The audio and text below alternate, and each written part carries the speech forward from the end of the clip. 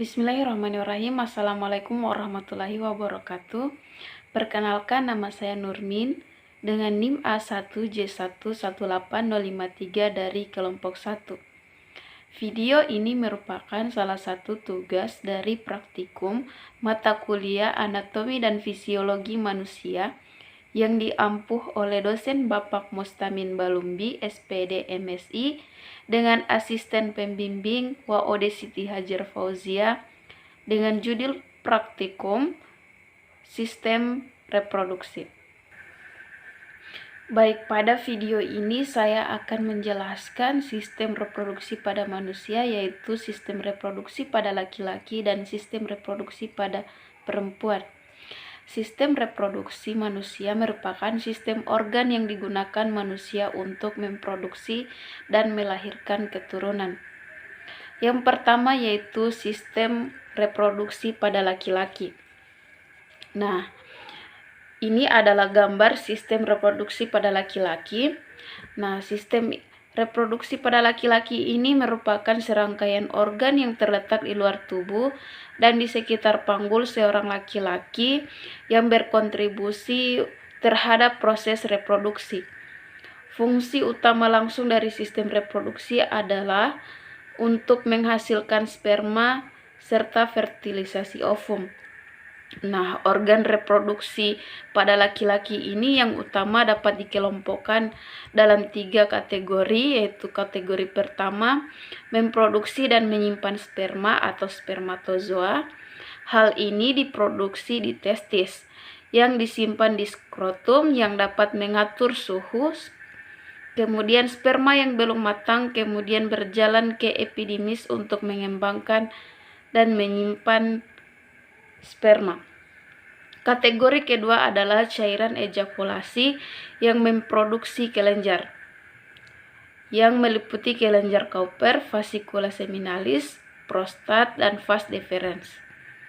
Kategori terakhir adalah bagian yang digunakan untuk kopulasi dan deposisi sperma dalam wanita.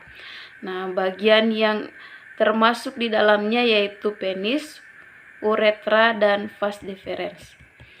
Untuk karakteristik seksual sekunder utama yaitu mencakup tubuh lebih besar dan berotot, suara menjadi keras, tumbuh rambut di wajah dan tubuh, bahu menjadi lebar, dan tumbuhnya jakun.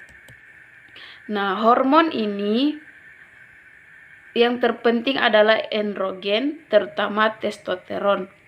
Nah, testis memproduksi hormon yang mengontrol perkembangan sperma.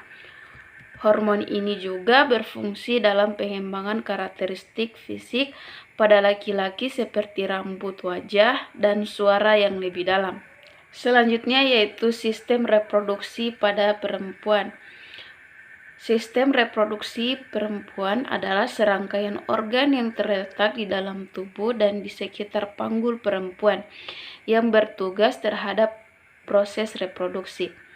Sistem reproduksi perempuan terdiri dari 3 bagian utama.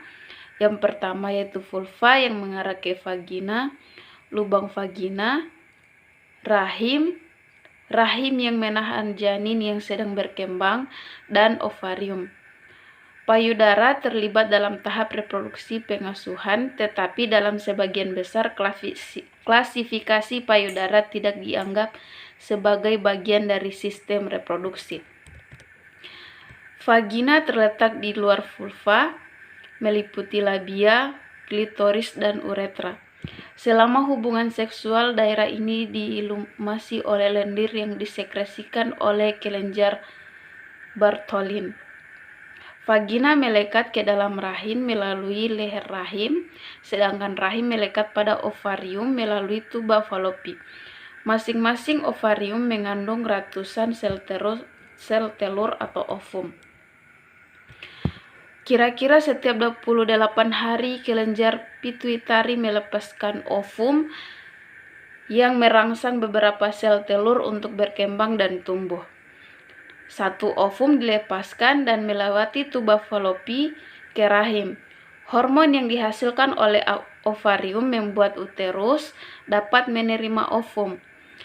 Nah, lapisan rahim yang disebut endometrium dan ovum tidak dibuahi adalah gudang setiap siklus melalui proses menstruasi.